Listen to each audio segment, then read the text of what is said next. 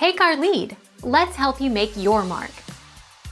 Our goal is your satisfaction. Let us show you the way. Adventure. The TSA guidelines state that you can bring safety razors, such as Gillette, on the plane, but they must be in your checked baggage, not carry-on. If they are in carry-on luggage, they are supposed to be taken away.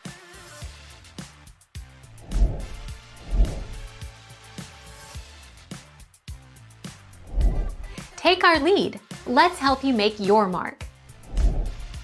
Each passenger may carry liquids, gels and aerosols in travel-size containers that are 3.4 ounces or 100 milliliters.